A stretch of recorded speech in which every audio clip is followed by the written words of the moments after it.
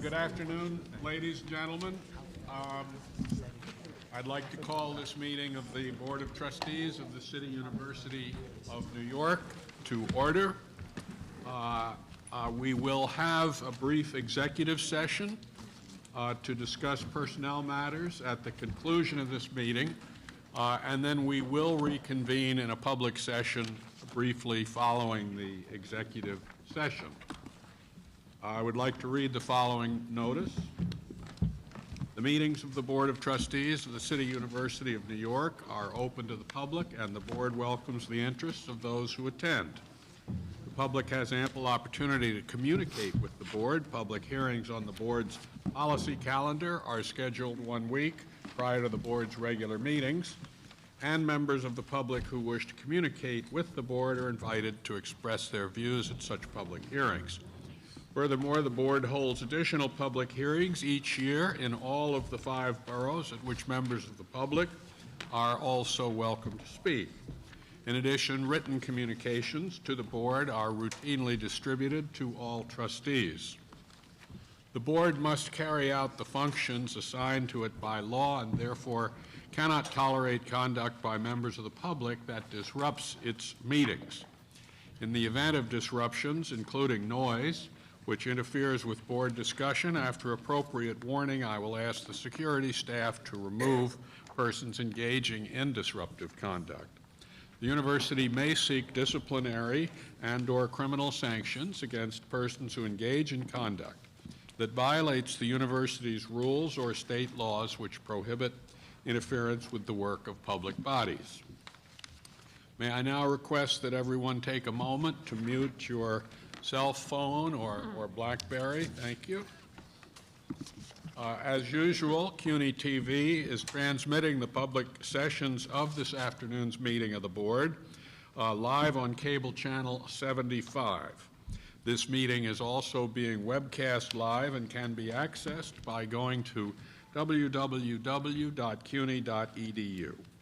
The public session of this Board meeting will be available as a podcast within 24 hours and can also be accessed via the CUNY website.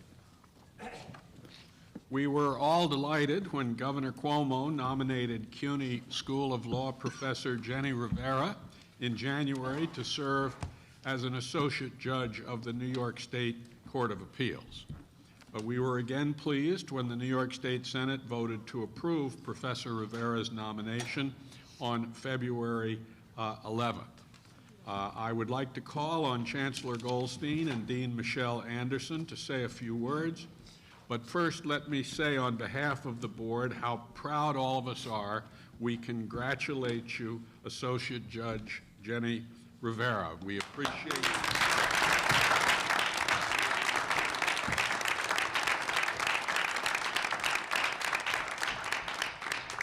We appreciate your being with us for this meeting and would invite you to say a few words after we hear from the Chancellor and Dean Anderson.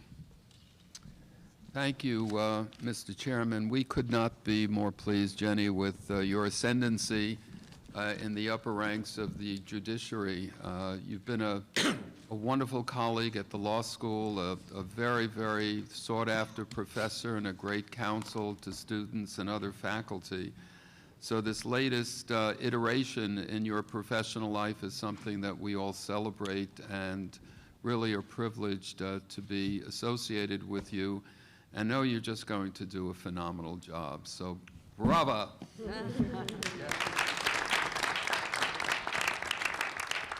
Michelle?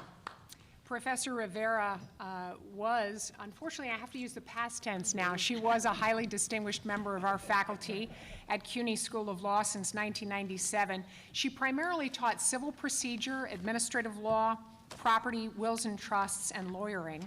Her students saw her as a very tough but fair faculty member, and she held them to very high standards. Professor Rivera directed and founded the Center on Latino Rights and Equality at CUNY Law, and before becoming a faculty member at CUNY, she clerked for then Federal District Court Judge Sonia Sotomayor. She litigated at the Homeless Family Rights Project and then at the Puerto Rican Legal Defense and Education Fund. She also served as an administrative law judge. She served as a commissioner on the New York City Commission on Human Rights, and in 2007, when she was a faculty member at CUNY Law, she took a leave of absence from her professorship to serve as Special Deputy Attorney General for Civil Rights here in New York.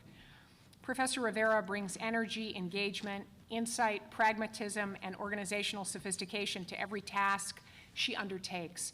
She is a person of great integrity and character and will make an excellent judge on the Court of Appeals. Jenny? Thank you.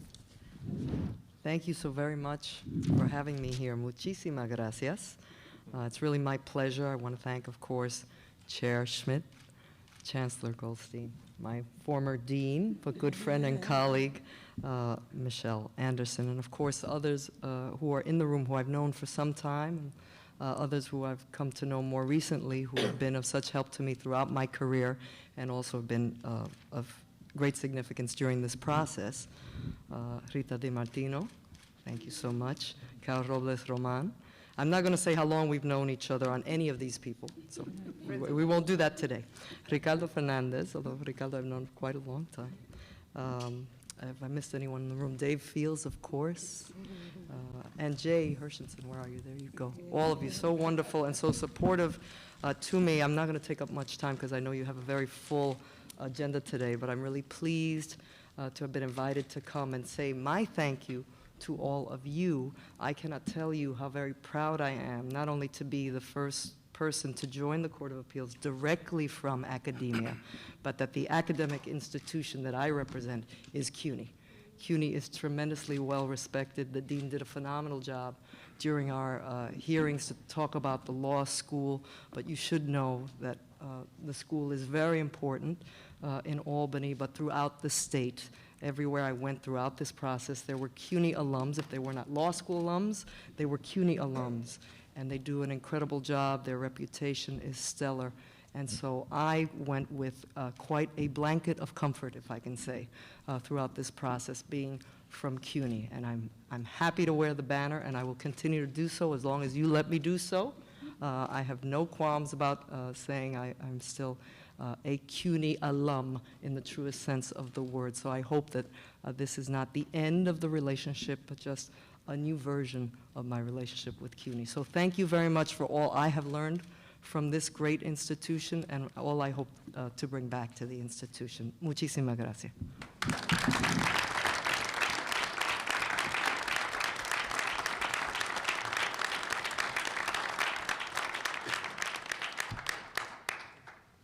Jenny, law school of my acquaintance in New Haven has a habit of inviting its faculty who join the judiciary to come back and teach at the school, as Guido Calabresi, Ralph Winter, many others have done. So in due course, I hope we'll have the privilege of seeing you again in CUNY classrooms. My pleasure, and it won't get any easier for the students, for those who are listening. Only better. Thank you. Thank you again so much. I'd like to congratulate Trustee Charles Shorter and Vice Chancellor Irish Wineshaw for their article that appears in the current issue of the Association of Governing Boards Trusteeship magazine. This has been circulated to all trustees, Chancellor and President. It's a very informative piece on leveraging the value of CUNY's real estate portfolio to yield new revenues and university facilities. There's a copy of this fine article at everyone's seat at the table. I'd like to thank Vice Chairperson Phil Berry, Trustee Rita Di Martino, Trustee Frida Foster, and Trustee and University Senate Chair Kafui Kuaku for participating in the Black, Puerto Rican, Hispanic, and Asian Legislative Caucus during the weekend of February 15th through 17th. The CUNY luncheon generated a huge turnout of conference participants organized by the Chancellery, featured student awards for volunteer services rendered after Hurricane Sandy, and a recognition ceremony in honor of the 10th anniversary of the CUNY Caucus Legislative Internship Program. I would like to just take a moment to reflect on the life of former New York City Mayor Edward I. Koch, who passed away in early February. Ed Koch led New York City from 1978 through 1989 through some of its most challenging years with his special brand of energy, spirit, and optimism. An alumnus of City College, he was a strong supporter of quality public higher education and of CUNY in particular. We very much mourn his loss. I'm pleased to report that at the CUNY AC Games held this past weekend, the Lady Panthers of Borough of Manhattan Community College came out on top with a tight 57-53 victory over the Lady Caymans of Hostos Community College at the two-year basketball championships. On the men's side, Bronx Community College won its third straight title with an 83-68 final score. At the four-year basketball championships, the Baruch College Bearcats came out on top against the Brooklyn College Bulldogs, 73-62, and the College of Staten Island won against underdog John Jay College, 83-68. With three total records broken, both City College Beavers track programs won with a total of 160 points at the U.S. Army Indoor Track Championships. I'd like now to call on Trustee Valerie Beal to announce college and faculty honors.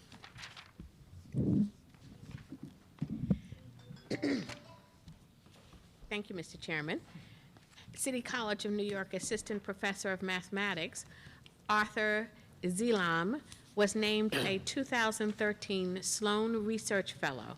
Director Jean Krasno of City College's International Relations Program recently published the collective papers of Secretary General Kofi Annan, a 5-volume set, and Distinguished Professor of Architecture Lance Brown was elected Vice President, President-elect of the New York chapter of the American Institute of Architects. Congratulations. Hunter College has been named a Fulbright top producer for both the U.S. student and scholar programs by the Institute of International Education on behalf of the U.S. Department of State's Bureau of Educational and Cultural Affairs. Hunter Distinguished Lecturer Pamela Falk was recently presented the 2012 Elizabeth Neufer Memorial Prize by UN Secretary General Ban Ki-moon, and an international team led by Chair of Hunter's Department of Chemistry, Hiroshi Matsu, created a new chemical motor mimicking a living organism and requiring no energy input to swim across a liquid surface. Congratulations. Mr. Chairman, that concludes my report. Very much. I'd like to call now on Trustee Kathleen Pasili to announce student and alumni honors. A team of students from Baruch College's Master's in Financial Engineering program won second place, competing with 29 other teams in the International Association of Financial Engineers academic case competition. Baruch's women's swim team won their fourth straight CUNYAC championship, and I wish them congratulations. City College student Ivan Santiago, graduating in June with a BS and an MS in biology, has been accepted and given a fellowship to Harvard University's doctoral program in neuroscience. City College Sophie Davis School of Biomedical Education students Charisse Street and Deandra Nesbitt have received American Association for Cancer Research Minority Scholar in Cancer Research Awards. Congratulations. A team of students from LaGuardia Community College who produced a video entitled Repair Your Credit, Repair Your Life, won first place in the Federal Reserve Bank of New York's 4th Annual Financial Awareness Video Festival. More than 40 videos were submitted to the competition, which challenged local students to create a 30-second video aimed at young adults about how to build their credit. Hunter College's Model UN team won a record number of awards at the 2012 competition of the National Model United Nations Conference. 24 Hunter students attended the conference, representing Afghanistan, Cote d'Ivoire, Kuwait, and Kyrgyzstan. Congratulations. Mr. Chairman, that concludes my report. Thank you very much. You have a list of grants and gifts received by the university since our January 28th, 2013 meeting at the table. I note that grants and gifts are substantially up, and I think that's particularly a sign of the productivity of the CUNY faculty, which is bringing in grants and gifts to the university in support of their research in record amounts, and very impressive. I'd like now to call on Chancellor Goldstein to present his report. Thank you, Mr. Chairman and members of the board. I'm sure, like me, all of you heard President Obama do a shout out at his State of the Union, where I think of the first time in the history of a State of the Union addresses, the City University of New York was singled out as an innovator in its work with one of our campuses, New York City College of Technology, IBM, and the Department of Education. So this has been a project that we've worked on for a long time, and I wanted to, in particular, thank President Hotzler for his focus on guiding that important school through the distinction that he has shown today. I've had an opportunity to speak with Arnie Duncan, Secretary Arnie Duncan, who lauded the school to me recently, and we're just very proud to get national attention. Our community colleges, the work that we're doing with ASAP, the new community college, the focus on an asset class in higher education that has been too long neglected is really now at the forefront of discussion at the highest levels of the federal bureaucracy in education, and I think all of us should be very, very proud of that. Governor Cuomo visited 4 CUNY campuses in the last 2 weeks alone: City College, LaGuardia Community College, Lehman College, and today he was on Staten Island at CSI.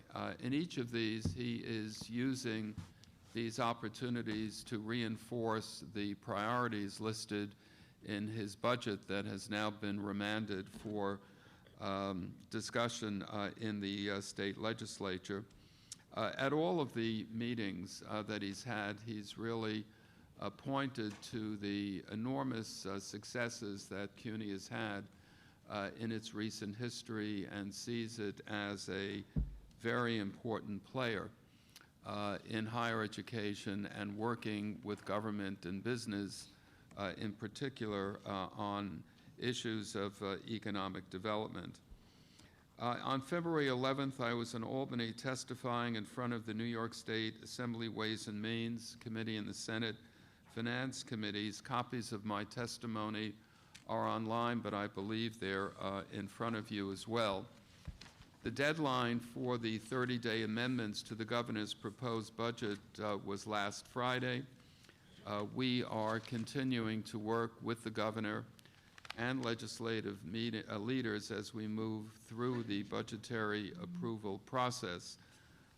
We, as usual, are doing a lot at home, and I want to thank Bill Fritz, Ricardo Fernandez, Jeremy Travis, Russell Hotzler, James Meiskin, whose efforts in coordinating work in each of the boroughs is deeply appreciated. Faculty and staff, members of the Chancellery are certainly very much involved. The university's email campaign has generated over 100,000 emails to legislators to date. Our CUNY Legislative Action Council committee continues to work well under the direction of Jay Hershenson and Eileen Goldman. We seem to be on target for an online budget.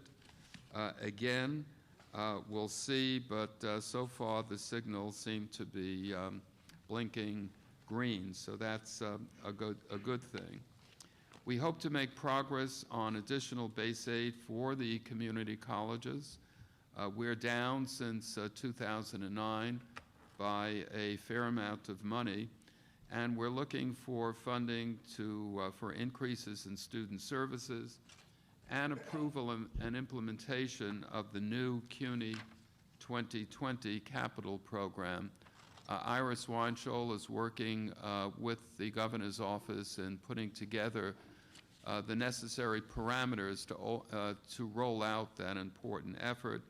And if it works as we hope it will work, this should be iterated over the next 3 years with an additional $55 million each of those years.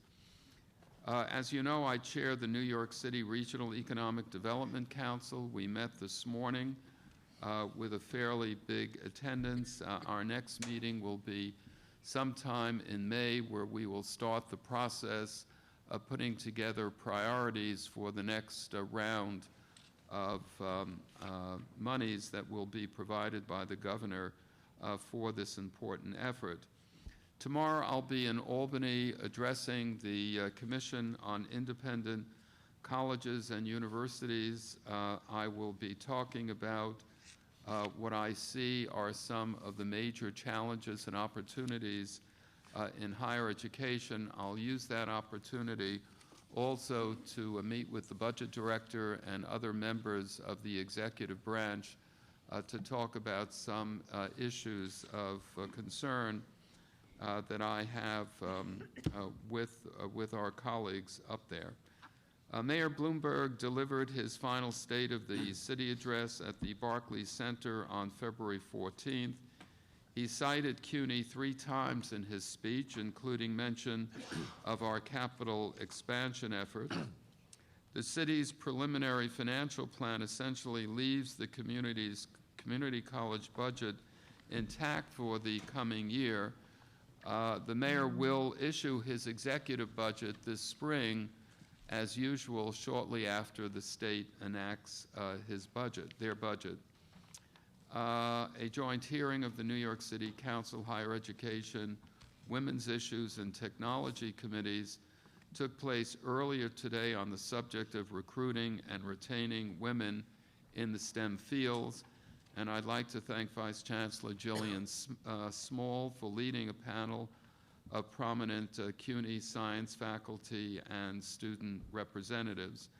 I signed a letter along with Laura England and Nancy Zimfer to Congress opposing the sequestration of the federal budget. My concern, in some sense, I think this is a bit overblown, but my concern specifically is about the impending cuts that sequestration may result in some monies provided for mission agencies.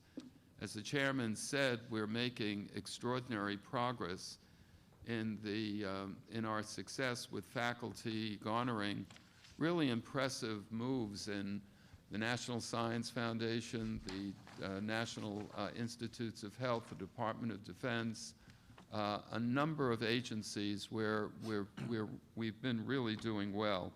And if there are some deep cuts, which are being bantered about now, I think this might compromise the movements in a positive direction that we have made over these few years. Last week, I participated in the Business Higher Education Forum winter meeting. We have a leadership role on that very important business higher education group. These are some of the most prominent higher education leaders meeting on a regular basis with some of the very great corporations in the United States. Boeing was represented by its CEO, Raytheon was represented by its CEO, Google, IBM. I mean, we have an impressive group of people. I chaired a panel dealing on energy and the challenges we have working with academic work and with companies. I also led a paper on showing that the Genome Project, the new project that the President had just announced about mapping the human brain, which will be a huge new effort.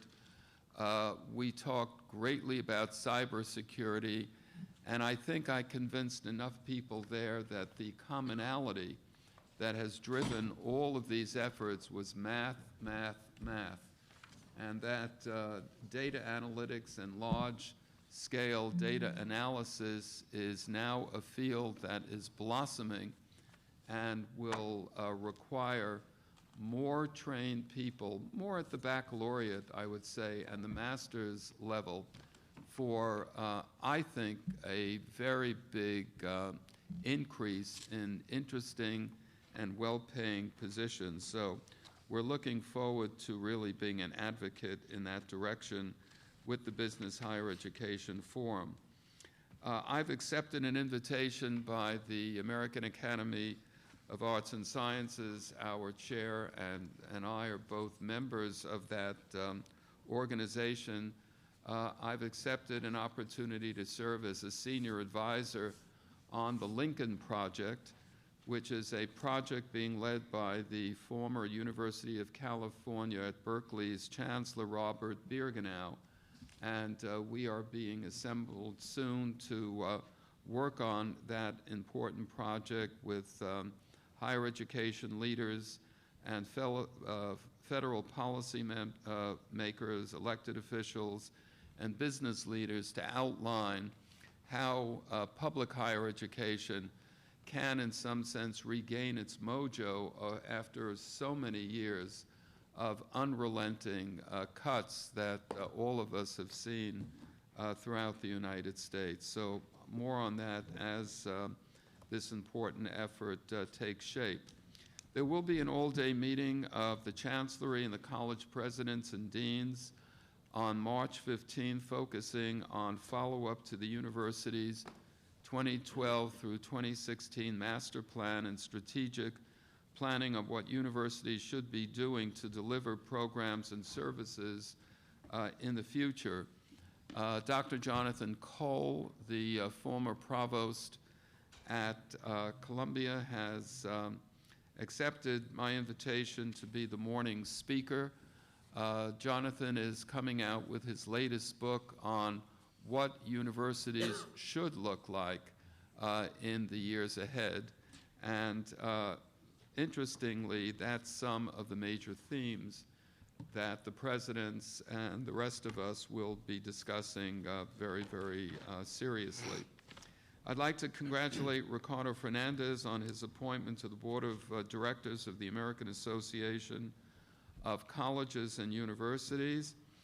And yes, CUNY TV has been nominated for 8 new regional Emmy Awards. I don't know what Jay Hershenson and Bob Isaacson do with all these awards, but they are, we may need some more space at the graduate school, Bill.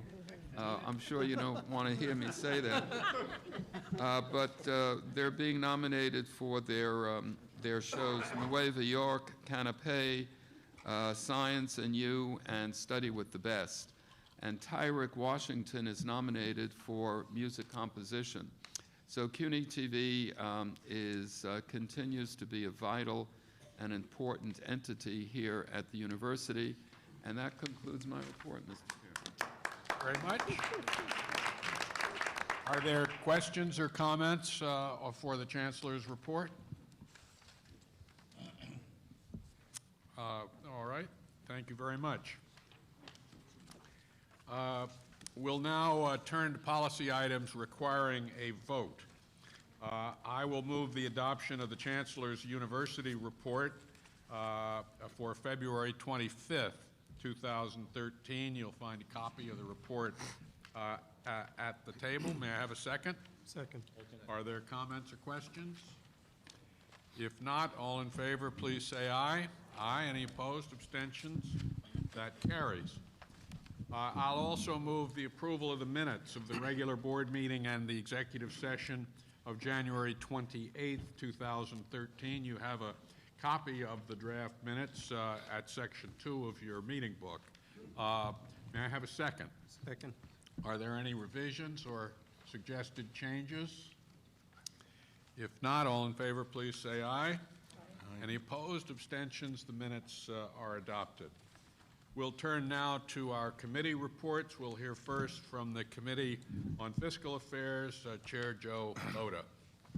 Thank you, Mr. Chairman. The Committee on Fiscal Affairs met on February 4th, 2013. After approval of the minutes of the Fiscal Affairs Committee meeting of January 7th, the committee proceeded to approve the following resolutions. Calendar item 3A is a resolution requesting that the Board of Trustees of the university authorize the General Counsel to execute a university-wide contract to purchase electronic access to academic journals on behalf of participating colleges from Springer Science and Business Media, LLC, by negotiated sale pursuant to law and university regulations. Such purchase shall not exceed $3 million. The university will use this contract with Springer, a premier publisher in the scientific and technical field, to make available and extend existing university-wide online access to electronic academic journals. Savings will be achieved by entering into this university-wide agreement. Mr. Chairman, I move the approval and adoption of calendar item 3A. Thank you. May I hear a second? Second. Thank you. Are there questions on 3A? Not all in favor, please say aye.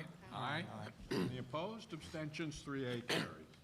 Thank you. Calendar item 3B is a resolution requesting that the Board of Trustees of the university authorize the General Counsel execute a contract on behalf of the Baruch College with Adventist School of Management by negotiated sale pursuant to law and university regulations to continue operating the college's executive masters in programs in finance, marketing, and organizational psychology and management of human resources in the country of Singapore for 2 academic years through June 2015. The continuation of these programs is necessary to avoid interruption of the current student's course of study. The contract has been estimated value between $500,000 and $650,000.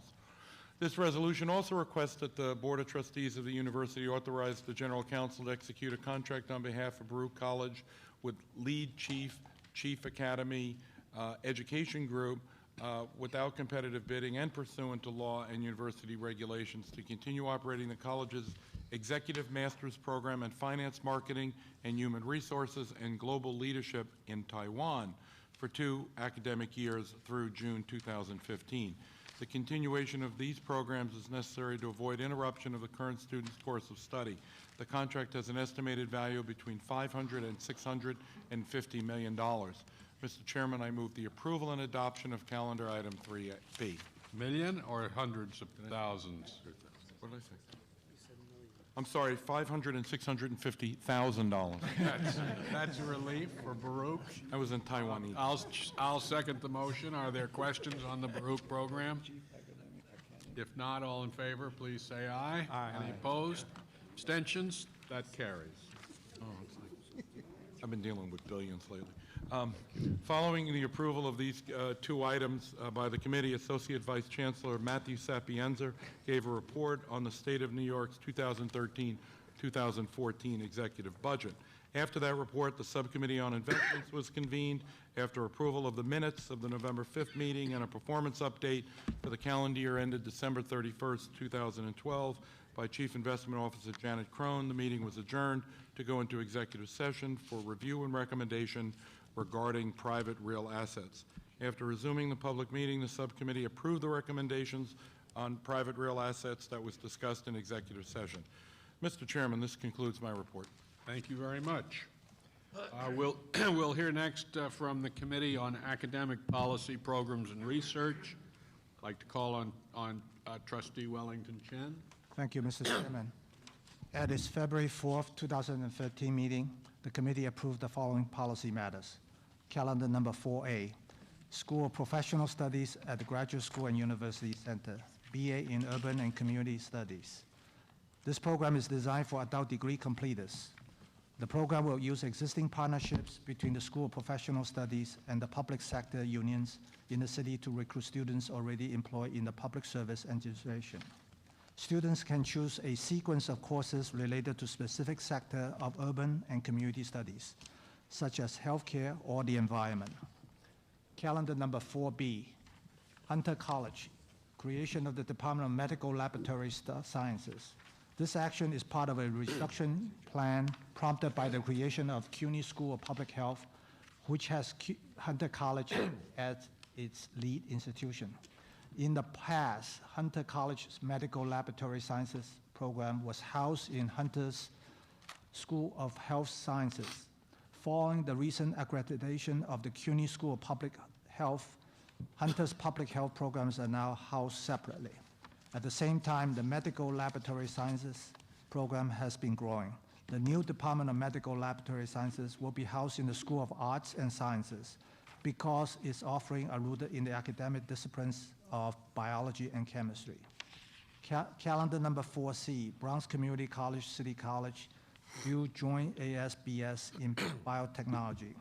This proposed dual joint degree program targets underrepresented student populations who make up the majority of students at Bronx Community College, offering access to a profession with high growth employment opportunities. After finishing their foundation science courses and the general education requirements, Bronx Community College students will transfer seamlessly to City College in order to complete more advanced courses that are currently offered as part of City College's new BS in biotechnology. Bronx Community College and the City College of New York have used part of a collaborative U.S. Department of Education grant to equip and update their laboratory facilities for this program. Graduates will be prepared for entry-level employment in the food and drug industry and for biomedical research.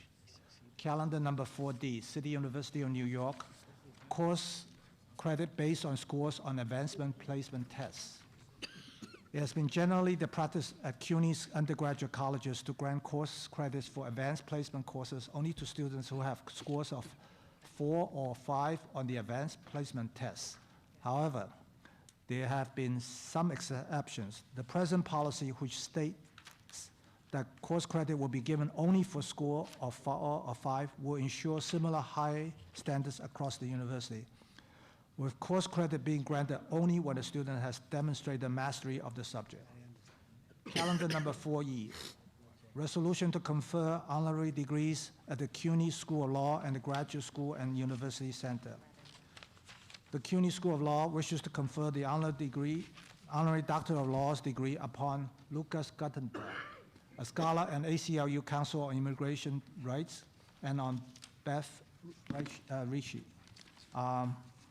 CUNY Graduate Center 1992 alumnus and scholar and activist concerning issues related to domestic violence and prison systems.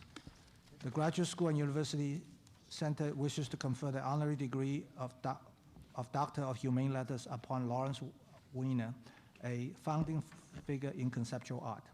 Item number 4A through 4E were approved by the committee and recommend their approval by the board, Mr. Chairman.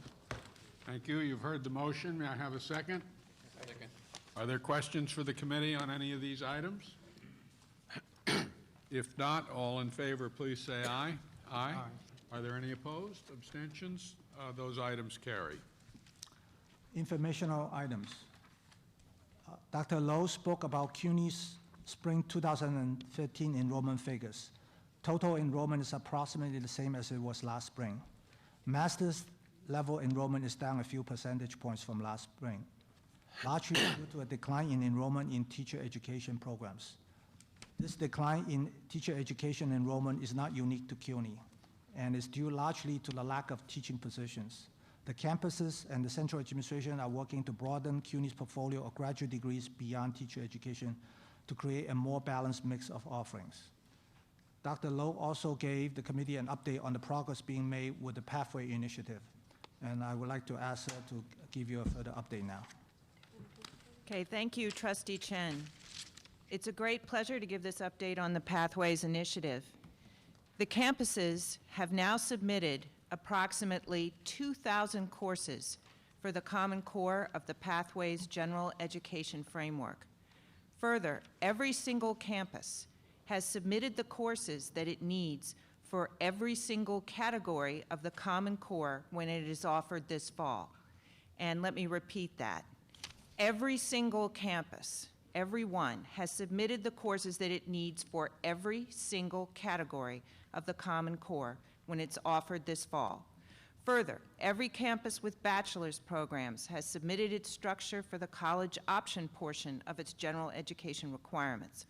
Further, faculty committees have now identified the first 3 to 6 courses and their learning outcomes, leading into 10 of the largest transfer majors, so that CUNY-wide, students will be able to start these majors at any campus that has them and transfer to any other campus that has them without losing major credit. Together, these 10 majors cover approximately 2/3 of the students who have transferred to senior colleges and declared their majors. With the approval of this board meeting's Chancellor's University report, all academic approvals are in place that are needed to allow students to start registering under Pathways for the fall, which will happen beginning in just a few weeks. Thanks to a great deal of hard work, especially by the many hundreds of faculty who contributed, we are in compliance with the board's June 2011 resolution that stated that Pathways should be in effect for students by September 2013. A greatly improved transfer system, Pathways, is now in place for our students. Bravo.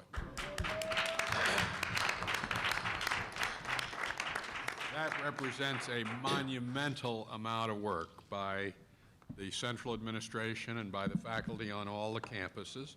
To complete that 6 months ahead of the deadline is a tremendous accomplishment.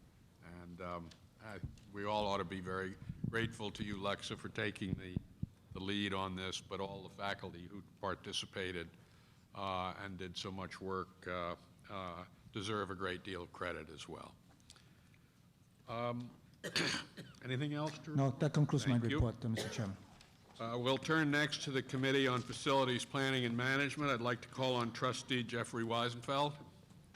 Thank you, Mr. Chairman. The Board of Trustees Committee on Facilities Planning and Management considered items at its meeting of January 7th, 2013. These action items are listed in the board meeting as calendar items 5A through 5D. The first item, City University of New York Master Planning and Related Services Contracts, to authorize the City University Construction Fund to execute up to 6 master planning and related services requirements contracts to be used on an as-needed basis for master planning services, space needs analysis services, condition assessment of existing building system services, building programming services, massing studying services, and feasibility study services. The contracts will be awarded to the following firms: Abcom, Beyer, Blinder, Bell, Cannon Design, Cooper Robertson, Klimet Halsband, and Mitchell Girogola. Historically, the Office of Facilities Planning, Construction, and Management issued RFPs, requests for proposals to solicit master planning services on an individual project basis, a very costly, time-consuming process which does not meet the needs of the university. This resolution will allow CUNY to request the CUNY Construction Fund to award up to 6 separate requirements contracts to provide master planning and related services on an expedited, as-needed term basis for small, medium, and larger projects. Each contract will have a not-to-exceed amount of $4.75 million. As the need arises, the eligible firms above will compete for project-specific task order assignments. The projects under these contracts will be managed by CUNY, and the contracts will be held by the CUNY Construction Fund. The second item is at Hunter College regarding the Broadcast Media Center in the North Building, to authorize the City University Construction Fund to execute 2 contracts on behalf of Hunter College for the Broadcast Media Center located in the North Building. The first contract is to upgrade the existing TV studio lighting and HVAC system, and the second contract is for teleproduction fit-out from an analog production facility to a high-definition production and teaching space. Contract costs shall be chargeable to the city capital budget, project HU 021-008, for an amount not to exceed $437,000 for the renovation and $692,000 for studio equipment, for a total of $1,129,000.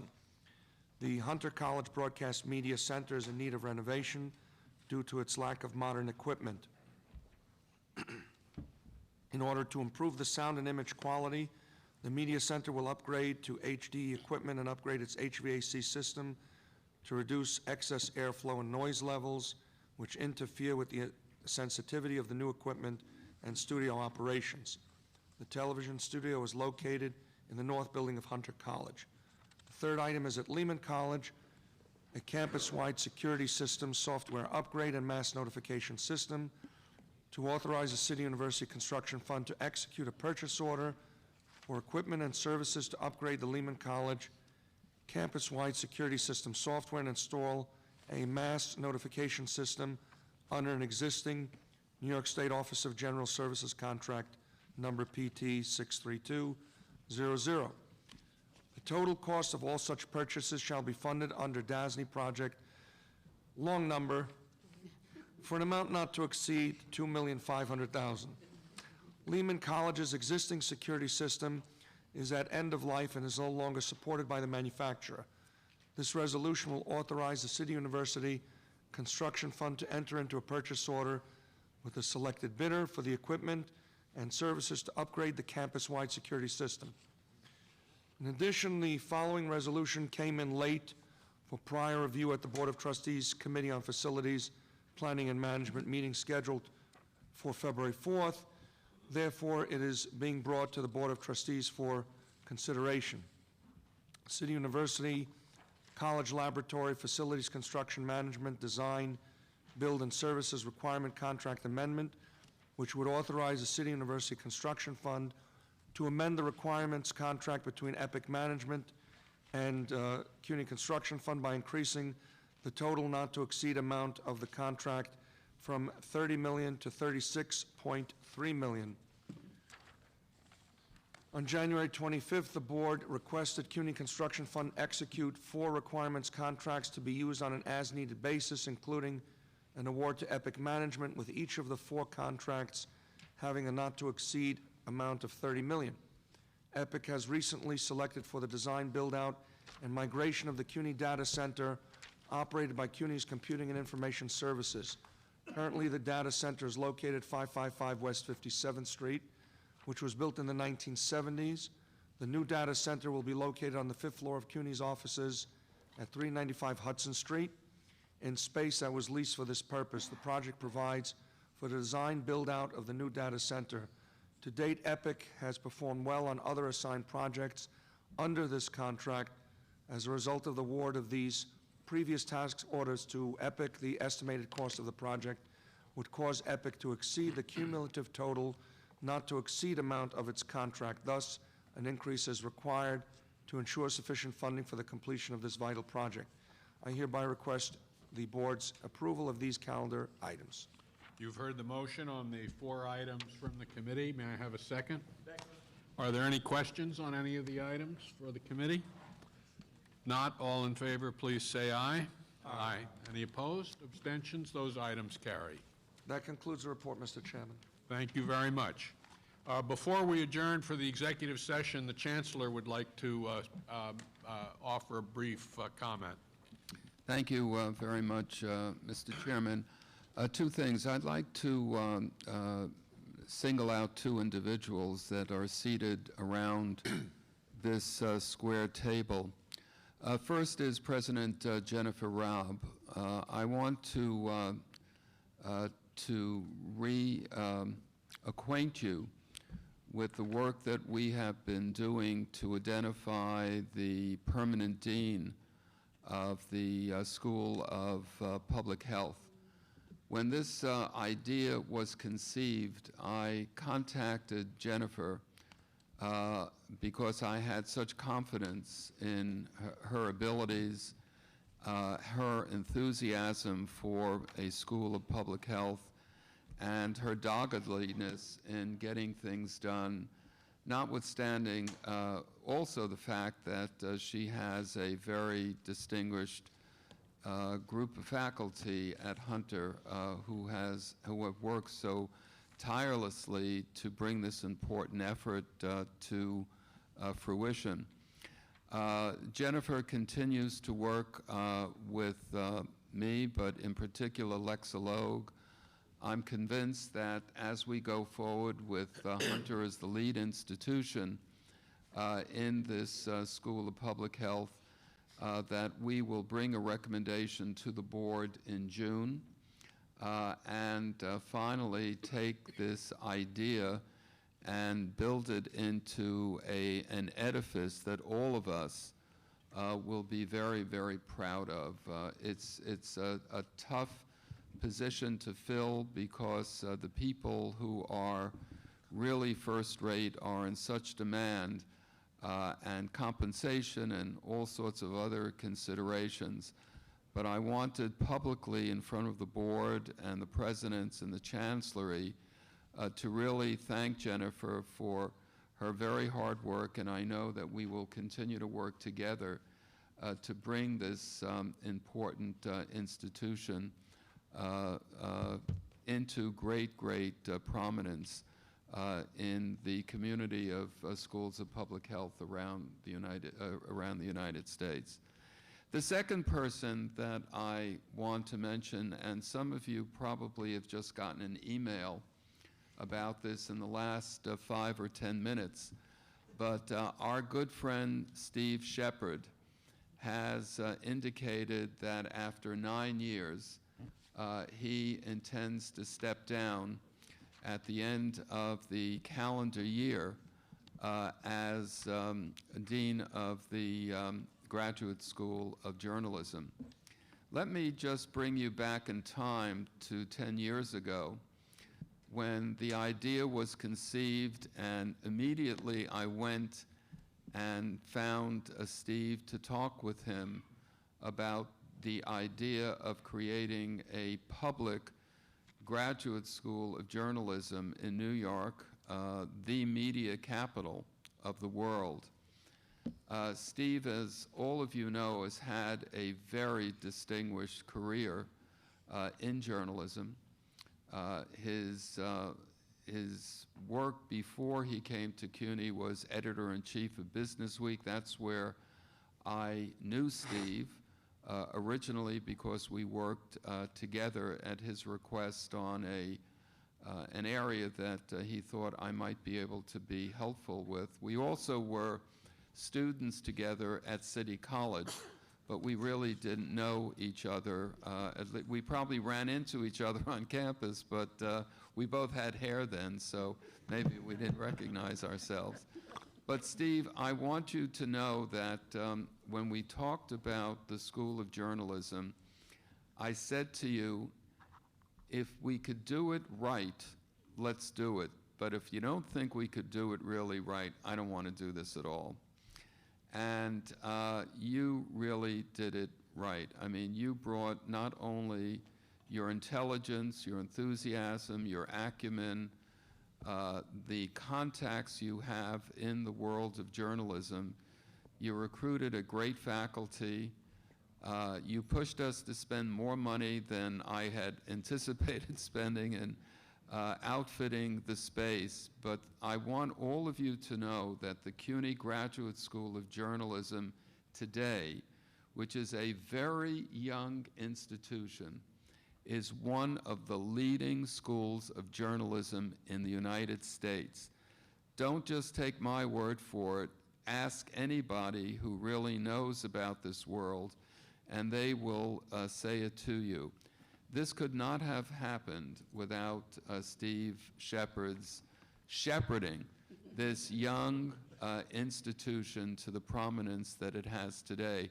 Steve, all of us are going to miss you as dean. Of course, you're going to stay on and be a professor and continue your good work. But I wanted everybody to hear how much affection and devotion and respect we have for you for what you created and the lives that you have changed and will change as a result of the efforts that you have done in putting this great school together. So thank you so much.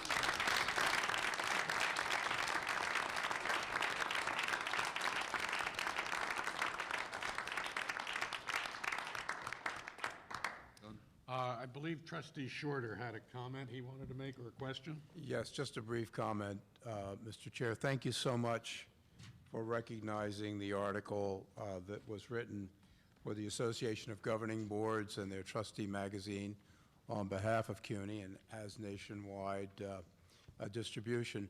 But 2 points. One, the article was co-written with Vice Chancellor Iris Weinshaw, number one, and number two, it could not have been written without her input and solid support for the article. So I just wanted that recognized as well. Thank you very much.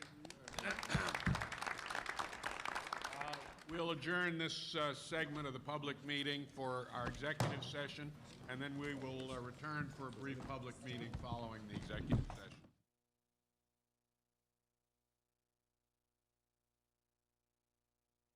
We'll reconvene in our public session. We have two resolutions to consider.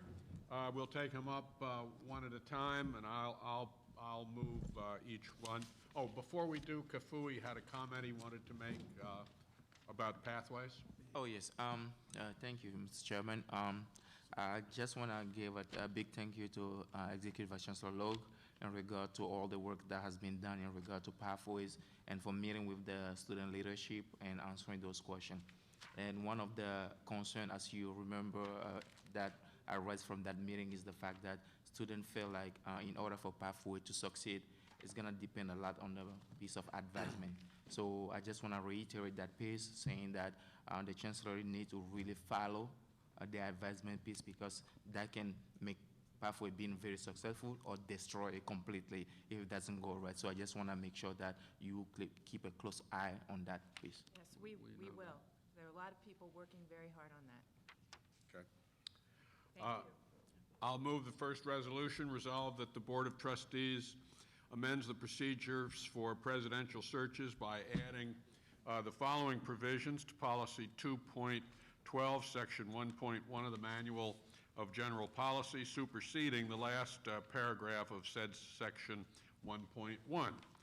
Quote, notwithstanding any contrary provisions of this section or of any governance plan, the search committee for the Dean of the Law School and the Graduate School of Journalism shall consist of 3 or more members of the Board of Trustees, 3 faculty members, 1 student, 1 alumnus, alumna, 1 president of another college, selected as set forth in this section. In addition, the chairperson shall appoint a member of the school's Board of Visitors or Advisory Council and up to 2 members from among other outstanding figures in the relevant professional community in New York City. Notwithstanding any contrary provision of this section, the Dean of the CUNY School of Public Health shall be selected in accordance with the procedures set forth in the governance plan for that school. I'd like to move that. May I have a second? Second. Are there any comments or questions? If not, all in favor say aye. Aye. Any opposed, abstentions? That carries. The second resolution is as follows. Resolved that the Board of Trustees authorizes the Chancellor to appoint the 2 remaining faculty members of the Presidential Search Committee for Medgar Evers College in the event the faculty members of the College Council fail to elect those 2 members by close of business on February 27th, 2013, and be it further resolved that the Board of Trustees directs that the 3 faculty members of the Presidential Search Committee for Medgar Evers College shall be from each of the 3 schools of the college. There you have the motion. May I have a second? Second. Are there any comments or questions on this resolution? Just a quick question. Yes. I assume on the 27th, they will receive actual notice of it and have a shot at getting this done. Yes, I've spoken to the president, and he assures me that notice will be given tomorrow, and the faculty have actually already called for a meeting on Wednesday. Okay, any other questions or comments? All in favor, please say aye. Aye. Any opposed, abstentions? That resolution carries. That concludes our public business for this meeting, and I declare the meeting adjourned.